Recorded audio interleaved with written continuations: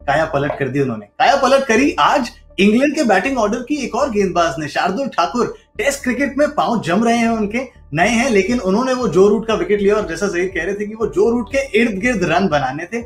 इर्द गिर्द रन बनाने वाले तो तब रन बनाएंगे जब उनके बीच होंगे जो रूट नहीं थे। जो रूट का विकेट लिया पहले ठाकुर ने, फिर लिया ऑली रॉबिन्सन का। उस एक ओवर में 2 विकेट निकालने के बाद एक कोलैप्स जैसा ट्रिगर कर दिया। आपका कैसा आकलन रहा उनकी गेंदबाजी का और उनके कैरेक्टर का भी? वो भी थोड़े जुझारू फाइटर टाइप के खिलाड़ी लगते हैं।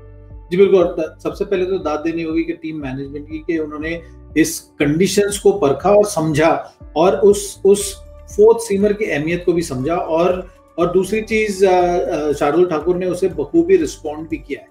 मैं समझता हूँ कि जब आपके फोर्थ सीमर जब आपको इस तरीके से कंट्रीब्यूट करके थे, जो रूट का विकेट लेना मतलब उनके जो स्तंभ है बैटिंग के, उनको अगर गिराना है तो आपके चौथे बॉलर ने अगर वो काम किया है तो वो दर्शाता है कि आपका जो निर्णय था खिलाने का उनको वो बहुत ही अच्छा रहा। उन्होंने बहुत अच्छी तरीके से कंट्रीब्यूट किया है, 2 विकेटें लिए।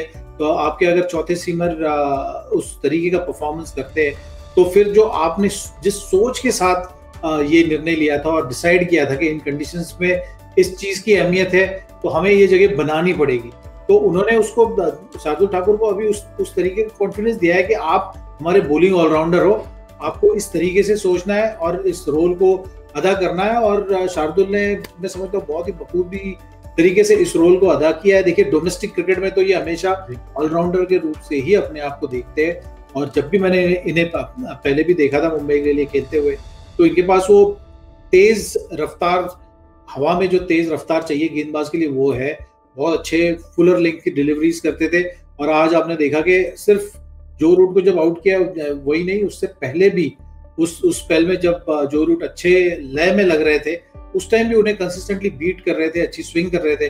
तो इन कंडीशंस में मैं समझता हूँ कि उन्हें इन कंडीशंस का भी फायदा होगा, अच्छा आउट स्विंग करते हैं। और ऑस्ट्रेलिया में जो इनका प्रदर्शन रहा है बल्लेबाजी के साथ भी और गेंद के साथ भी, मैं समझता हूँ वहां से भी इनको और ज्यादा इन मैचेस में आने वाले और कॉन्फिडेंस मिल सकता है।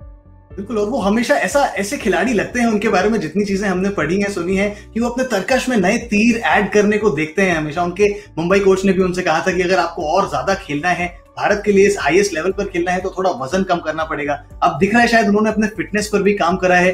वो उनके सीएसके के सपोर्ट स्टाफ ने बताया कि वो जब आईपीएल फाइनल में वो आखिरी यॉर्कर चूक गई उनकी लसित मलिंगा से, तो उसके बाद आकर वो काफी निराश थे। उसके बाद उन्होंने अपनी बल्लेबाजी पर और काम करना शुरू करा। तो मैंने देख लिया, जैसे ही मैंने वो फाइनल की बात करी, जहीर के चेहरे पे एक स्माइल आ गई। लेकिन जहीर, वो जिस तरीके के खिलाड़ी हैं, आपने जैसा बताया कि मुंबई में भी आपने देखा है उनको जब वो मुंबई रणजी टीम के लिए खेलते हैं, ऐसे खिलाड़ी हैं, नई चीजें सीखने को देखते हैं वो। जी बिल्कुल। और देखिए, जब भी आप इस तरह के फिटनेस की बात करो ना, तो अभी तो फिटनेस का क्राइटेरिया ही सेट है ना, मतलब कि हर एक को एक सर्टेन लेवल का फिटनेस तो चाहिए ही चाहिए। तो जब आपकी ये सारे प्रोटोकॉल सेट हो तो बतौर खिलाड़ी आपको बीइंग प्रोफेशनल क्रिकेटर उतनी चीजें तो करनी ही करनी है।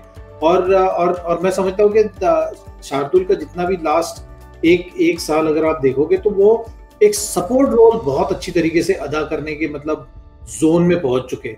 और जब आपके पास एक आपका रोल डिफाइन हो जाता है तो आपको उस क्लैरिटी ऑफ थॉट से आपकी प्रिपरेशन उतनी ज्यादा आसान हो जाती है। तो मैं समझता हूँ कि शार्दुल अब इस स्टेज पे है जहाँ पे ये जो सपोर्टिंग रोल वो कर रहे हैं उसमें उनको बखूबी बहुत ज्यादा क्लैरिटी है और ईज, आप कहते हैं ना कि प्रेशर हैंडल करने का और समझने का गेम को, उतना अंदाजा आ चुका है।